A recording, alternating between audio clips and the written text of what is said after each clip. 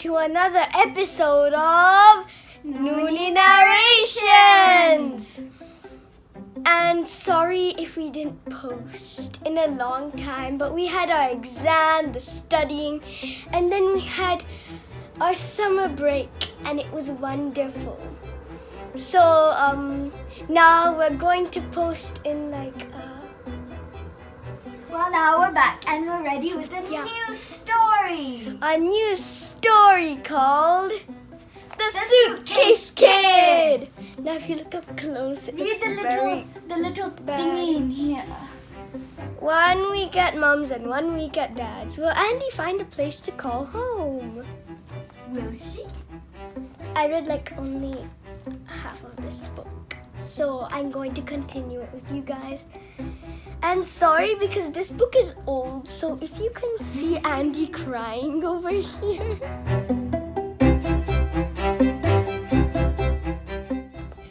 Sorry about, and someone added a tooth on her.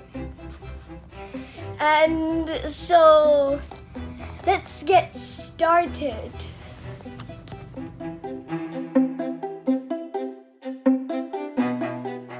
This is the intro, not the first chapter, because it doesn't say, I shouldn't give spoilers, sorry. Okay, so there's a sad picture of Andy here, okay. When my parents split up, they didn't know what to do with me. My mom wanted me to go live with her, my dad wanted me to go live with him. I didn't want to go and live at my mom's new place or my dad's new place. I wanted to stay living in our old place, Mulberry Cottage, the three of us together, 4 counting my pet Sylvanian family spotted radish.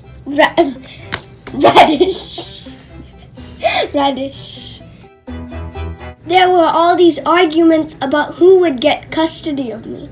I thought they were talking about custard at first. I hate custard because you can never tell when there's going to be a lump and it sticks in your throat and makes you shudder. My mom got mad and my dad got mad and I got mad too. I felt like I was being split up. Half of me wanted to side with Mom, half of me wanted to side with Dad. It was much easier for Radish. She just sided with me. She lives in my pocket, so there's never been any hassle over who gets custody of her. We had to go for family counseling. It seemed a bit daft because my mom and dad didn't want to be a family anymore. This lady chatted to me. She was trying to be ever so casual, but I knew she was trying to suss things out. She had some little dolls in her office, a mummy doll and a daddy doll and a whole set of children dolls in different sizes. She wanted me to play with them. I poked the mummy doll and the daddy doll in the stomachs and said I didn't like playing with silly old dolls. But this lady saw me fiddling about in my pocket and she caught a glimpse of Radish. I like to hold her tight when I'm feeling funny. Oh, what a dear little toy. Do let me have a look, she said in that silly voice grown-ups always use when they're trying to get you to like them. She's not a toy, she's a mascot, I said. I didn't want to show her Radish at all. She's mine and she's private. But I had to let this lady paw her about and undo her frock and turn her upside down in a very rude sort of way. What's Bunny's name? She asked. You would have thought I was 2 years old, not 10. I just shrugged and shook my head. That's Radish, said Mum. Andrea's had her for years and years. She's a very important member of our family. Actually, I bought Radish for Andrea as a silly Saturday present. I like to give her a little treat every now and then, said Dad. You did not give Andrea Radish. I bought her one Christmas to go in Andrea's stocking, said Mum. Look, I can vividly remember buying that rabbit. Look, I can vividly remember buying that rabbit in the corner shop. They don't even sell Sylvanian families at the corner shop. I bought it from the toy shop in town and... I snatched Radish back and put my hand gently over her ears. She can't stand to hear them arguing. Never mind, said the lady, trying to make them quiet. She was still smiling at Radish. Hello, Radish, she said, peering right into her little furry face. I scowled at her. Okay, Radish is real for me, but I can't stick it when grown-ups act like she's real too. I expect you're feeling a bit sad and worried about where you're going to live, little Radish, said the lady. Radish kept her lips buttoned. We know what Mummy wants and we know what Daddy wants, but what do you want, Radish? said the lady. Radish wouldn't say a word. I think she's a bit shy, said the lady. Maybe it's hard to say anything in front of Mommy and Daddy. So she asked Mom and Dad to step outside the room for a few minutes. They didn't really want to. They both kept looking at me. You know what it's like at school when you're the team leader and everyone wants to be picked first to go in your team? Pick me, said Mom. Pick me, said Dad. I stared down at Radish until they'd gone outside. Poor Radish. This is a bit tough on her, isn't it? said the lady. Radish and I stayed silent. The lady was quiet for a bit too. And Mom and Dad outside, I wondered if they were listening. But then they started up on another argument. They whispered at first, then they got really cross and let rip. Oh dear, said the lady. Well, Radish, here's Mommy and here's Daddy. She propped these horrible dolls at either side of her desk. Then she got some toy bricks and built a little house for the mummy doll and built a little house for the daddy doll. She reached out and took Radish, putting her in the middle. Then she looked at me. Where does Radish want to live, Andrea? Does she want to live in house A? She pointed to the mummy doll's house. Or does she want to live in house B? She pointed to the daddy doll's house. She wants to live in house C, Mulberry Cottage, where we've always lived, with Mom and Dad and me.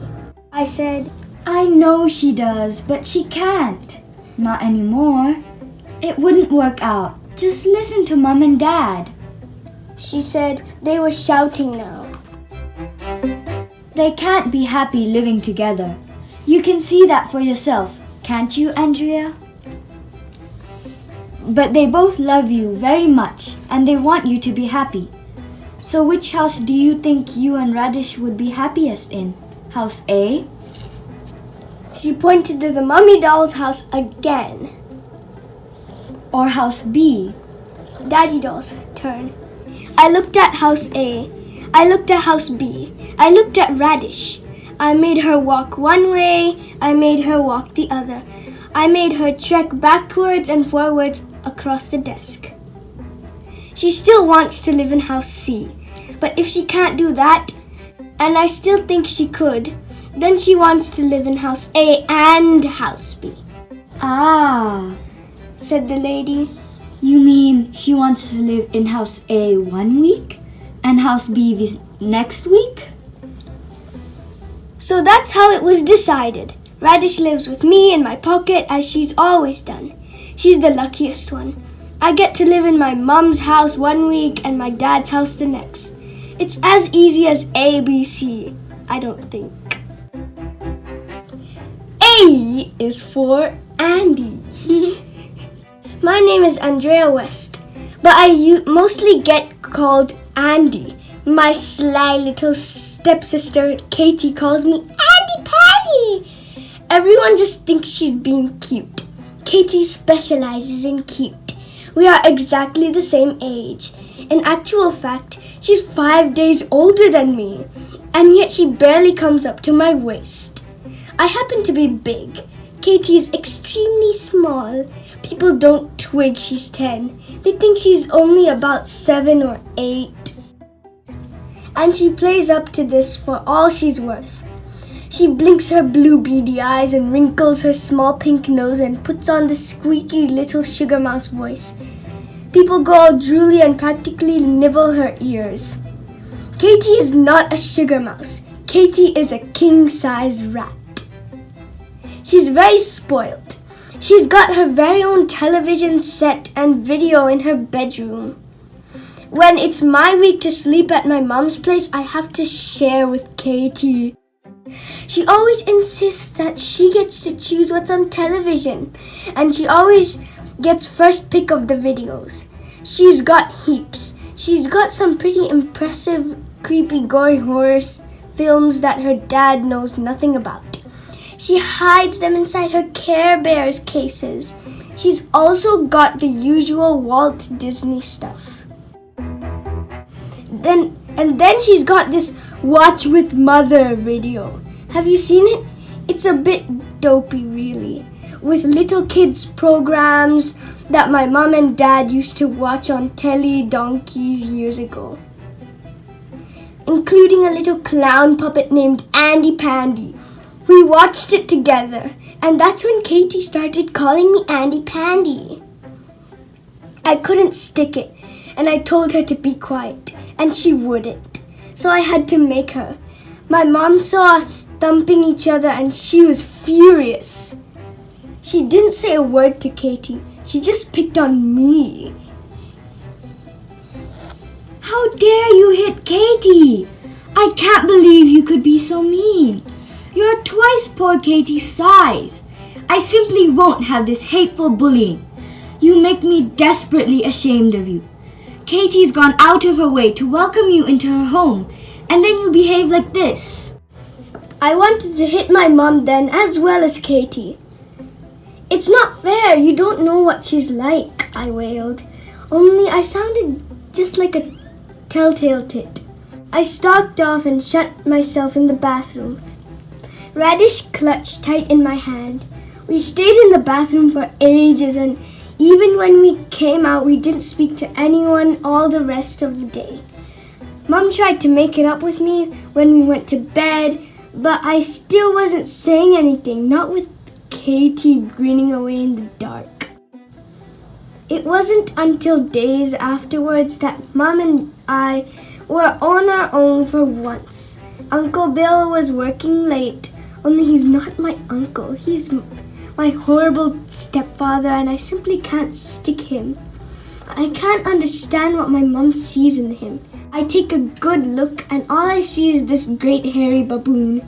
He's got all this thick black hair like a baboon. He's got a squashed up, ugly face like a baboon. I've never caught a glimpse, but I bet his bum's bright red like a baboon's too. That's very mean. Paula was round at her friend's house. Graham was shut up in his bedroom playing computer games, and Katie was out at her ballet class. So it's just you and me, pal, said Mum.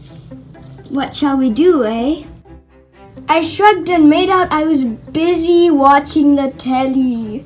I was still feeling a bit miffed, but Mum came and sat beside me on the sofa and put her arm around me.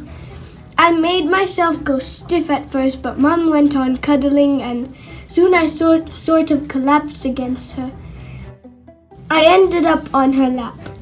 My mum's quite little and I'm big, and I probably squashed her, but she didn't seem to mind. Cheer up, said Mum, fiddling about in my hair, doing it in little tiny plaits. I'm growing my hair, but it's taking forever. It hasn't even got near my shoulders yet. Katie has got long hair right down her back, and it's a glossy, bright black. It's a very unusual combination, she told me smugly. Blue eyes and black hair. I take after my mother. Her voice always goes all sad and holy when she talks about her mother. It's as if she died only last week, so you've got to be sorry for her. In actual fact, Katie's mother died when she was little, and so she probably can't remember her properly. Maybe she wouldn't even know her mum had blue eyes and black hair without the color photo in the silver frame on the windowsill. My eyes are muddy brown. So is my hair. It's a bit depressing. I don't feel like cheering up, I said grumpily, though I didn't budge off Mum's lap. What was all the hoo-ha with Katie the other day? Said Mum. She called me names. What? Andy Pandy. Mum burst out laughing. That's not too dreadful. Yes, it is, I said, and I shifted sideways, back onto the sofa. Andy Pandy. That's just a friendly nickname. It's after that television program. Yes, I know. Well, Andy Pandy's okay. He's the hero. I suppose he's a bit wet. Anyway, you're not wet. Why don't you call Katie Lou and tease her a bit? But don't fight with her. I won't have that. You don't understand, Oh, mums never understand. said my mum, ruffling my hair. Let's watch Neighbours, eh? She turned the television up. I didn't bother explaining about Andy Pandy. He plays these daft little games with Teddy and Looby Loo, and then the lady with the silly voice says something. Time to go home. And Andy has to get in his basket while she sings the Time to Go Home song. Katie calls me Andy Pandy and she sings Time to Go Home in this sweet little voice. But it's as if she's spitting at me, because she knows I haven't got a home anymore. That's it for this episode! We hope you enjoyed it. Make sure to like and subscribe. Hit the notifications button. Share this with your friends and we'll see you in the next episode!